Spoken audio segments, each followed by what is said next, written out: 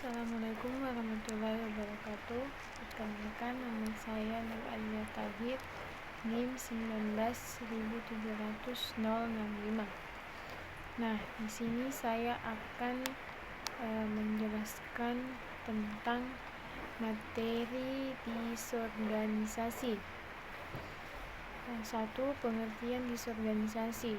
Disorganisasi adalah gejala pergeseran nilai-nilai sosial serta mulai pudarnya keterikatan tatanan sosial dari suatu lembaga sosial yang mengakibatkan lunturnya nilai-nilai maupun norma-norma sosial, kemudian mengarah kepada kekacauan atau perpecahan dalam kehidupan masyarakat. 2. Pengertian disorganisasi menurut para ahli. Menurut Idianto Muin, disorganisasi adalah kondisi yang menunjukkan ketidakserasian yang cenderung mengarah pada kondisi yang menumbuhkan kekacauan atau perpecahan pada bagian-bagian dari kesatuan dalam kehidupan masyarakat. Soejono Soekanto, disorganisasi adalah proses memudarnya atau menurunnya nilai-nilai norma-norma dalam tatanan struktur masyarakat karena adanya perubahan di dalam kehidupan. Menurut Eliot dan Merrill, disorganisasi adalah proses peralihan dari pola perilaku ataupun kebudayaan lama yang sudah ditinggalkan. Sementara pola perilaku ataupun kepercayaan yang baru belum terbentuk, yang kemudian mengakibatkan adanya ketegangan pada interaksi antar kelompok. Adapun jenis-jenis disorganisasi. Disorganisasi dapat dibedakan ke dalam beberapa jenis, yaitu sebagai berikut. 1. Normlessness, suatu keadaan yang tergolong pada disorganisasi yang menggambarkan ketidakadaan norma sebagai acuan bertindak karena norma lama dianggap sudah tidak relevan dengan kehidupan, sementara norma yang baru belum ada. Kedua, kultur konflik, suatu organisasi yang menggambarkan keberadaan norma atau aturan yang dijadikan acuan yang bertindak, tetapi pada kenyataannya saling bertentangan dalam kehidupan masyarakat. Breakdown, kehidupan suatu kondisi di mana pelanggaran dianggap sebagai sesuatu yang bisa di masyarakat, bahkan dalam suatu kondisi dianggap justru sebagai penghambat apabila masyarakat mengikuti aturan yang berlaku. Penyebab disorganisasi. Terjadinya disorganisasi dalam masyarakat disebabkan oleh beberapa faktor. Disorganisasi dapat terjadi dikarenakan banyak faktor, yang tidak hanya faktor sosial yang menyangkut hubungan sosial dalam masyarakat, melainkan didukung faktor lainnya seperti faktor ekonomi serta faktor politik yang akan dijelaskan sebagai berikut. Faktor sosial budaya. Faktor sosial dalam makna budaya meliputi contoh nyatanya yaitu adanya ikatan primordialisme yang didasarkan pada kepentingan solidaritas etnis, ras, golongan, kelas, dan budaya tertentu. Primordialisme yaitu perasaan ikatan sama dalam suatu kepentingan kelompok yang ingin menggugurkan kelompok mereka secara berlebihan serta memandang kelompok mereka paling unggul sehingga dapat mengarah pada perpecahan. Faktor politik. Faktor politik dalam hal ini dapat dilihat dari melemahnya hubungan yang terjalin antara kelompok yang awalnya rukun dan damai bisa saja berubah menjadi konflik apabila disisipkan unsur politik di dalamnya. Misalnya, adanya pandangan politik yang berbeda cenderung berujung pada konflik atau pertikaian. Misalnya, dalam pemilihan umum atau pemilu, baik di tingkat nasional maupun daerah. Adanya perbedaan pilihan dalam pemilu cenderung memunculkan kekacauan akibat konflik di masyarakat. Faktor ekonomi.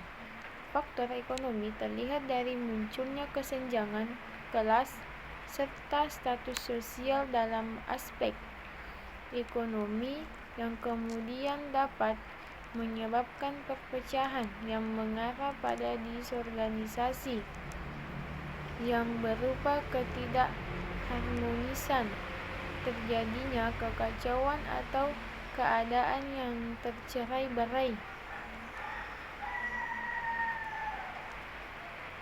Contoh disorganisasi.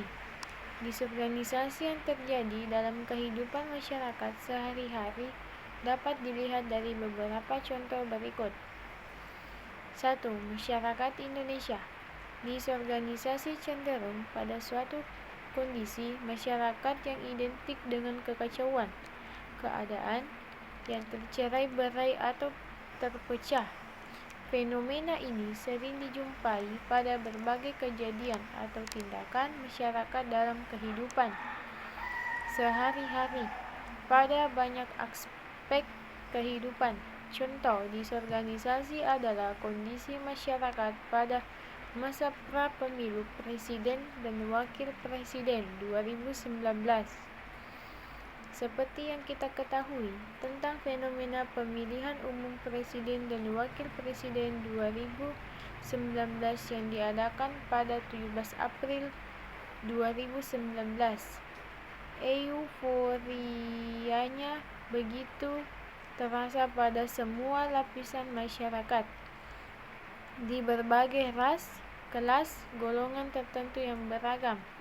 Tidak hanya elit-elit politik yang berperan serta aktif dalam proses menuju pemilihan umum presiden dan wakil presiden 2019 atau hanya berkepentingan politik saja, tapi masyarakat umum yang mungkin sebelumnya tidak ada background atau latar belakang politik yang kuat ikut semarak dalam menyambut pemilihan umum presiden dan wakil presiden 2019.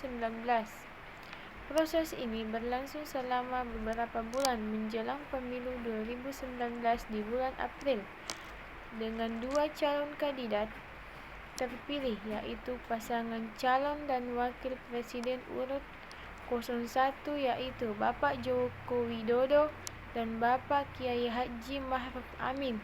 Kemudian pasangan calon presiden dan wakil presiden nomor urut 02 yaitu Bapak Prabowo dan Bapak Sandiaga Uno.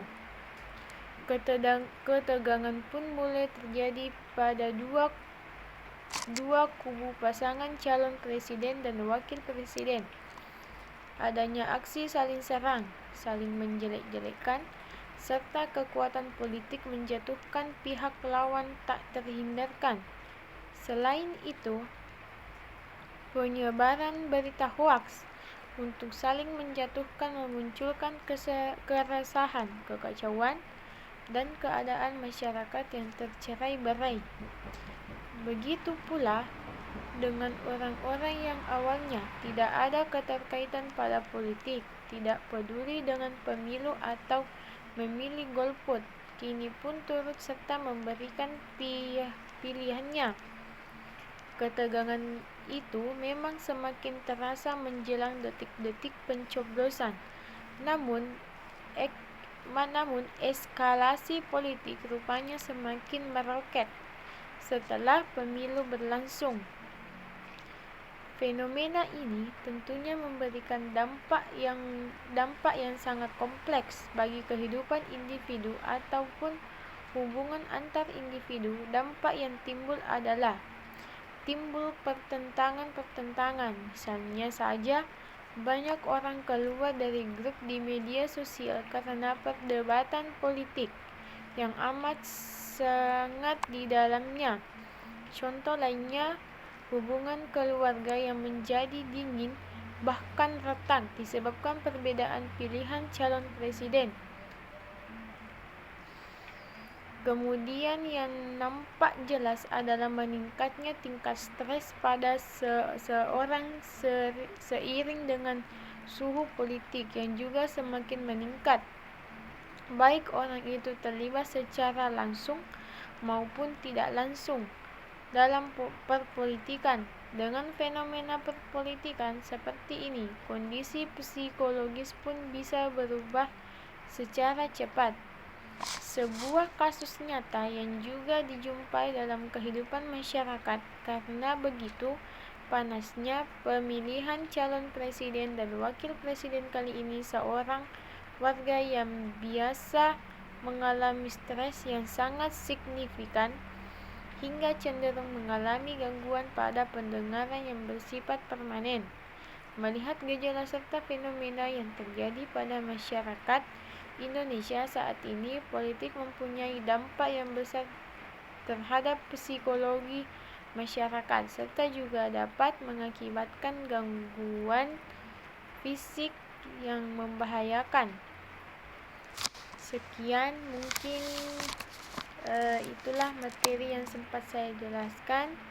Wabillahi taufiq wal hidayah. Wassalamualaikum warahmatullahi wabarakatuh.